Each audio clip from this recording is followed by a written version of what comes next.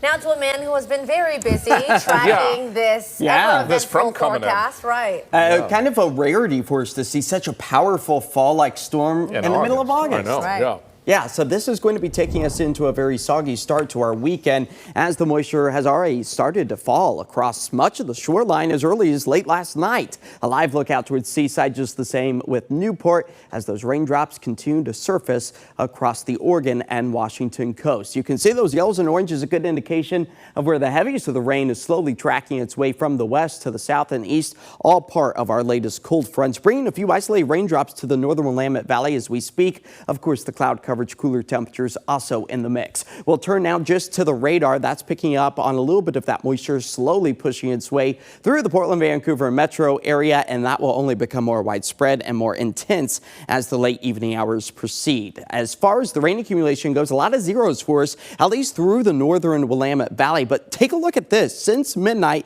picking up on 1/4 inch for Tillamook, over a 1/2 inch out towards Astoria, as we've already managed to pick up on about 6/100ths of an inch out towards the Dow. So this is going to be really beneficial for much of the Pacific Northwest and help to decrease that wildfire potential. Now, this is a sight we don't typically see again in the month of August. This tongue of moisture stretching across the Pacific Ocean, almost atmospheric river-like, which we are accustomed to those, but typically during the fall, winter, and spring months, not in the heart of summer, but it is fast moving. It's going to be tracking its way further to the south into the state of California as we work our way through the weekend. All right, tonight, make sure that those trash cans are securely in place as those winds gust close to about 25 miles per hour through the Willamette Valley, and then they'll start to taper back out the west at about 5 to 10 miles per hour as we move our way through the day tomorrow. So there's the brunt of the front sliding its way through western Oregon, southwest Washington. That's going to be where the heaviest of the rain starts to fall, carries us through the overnight hours, and as we work our way into the start of the day tomorrow,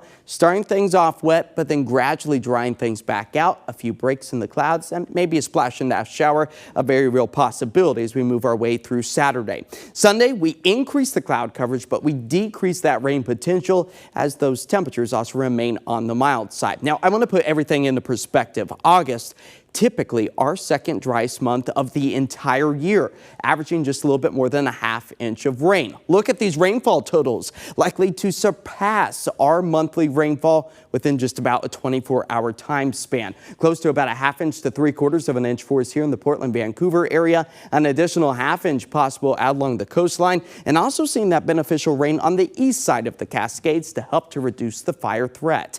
August already bringing us almost a 1/2 inch of moisture as our rain surplus sits at just below a 1/4 of an inch. Now, out towards the central eastern sections of the state, that's where a flash flood watch is in effect. From Saturday morning to Saturday night, flooding has a greater potential to happen in this area because of the prolonged time frame of the rain-free conditions, as we are expected to see some really persistent rain out that direction as we move our way into Saturday. Right now, picking up on maybe just a slight raindrop or two across the Portland, Vancouver area as those temperatures sit comfortably in the mid-70s, dropping by about 5 degrees as we work our way towards the sunrise hour tomorrow. It will be wet. It will be windy tonight. Again, those gusts nearing 25 miles per hour. Tomorrow, we slowly dry things out, push ourselves close to about 80 degrees, and we will be seeing maybe just a stray raindrop or two periodically through the afternoon and evening hours. Drying things out Sunday, so not a complete washout for the weekend. Temperatures expected to hover in towards the upper 70s.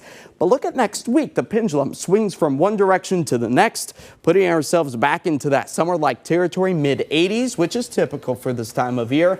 But then low 90s 1 week from today with nothing but sunshine. We will take this moisture because it will really help us get through the next 7 days. Yeah, especially with the fire threat too, right? Absolutely. And, you know, over the past several months when we've gotten the rain, it hasn't made its way to central eastern Oregon.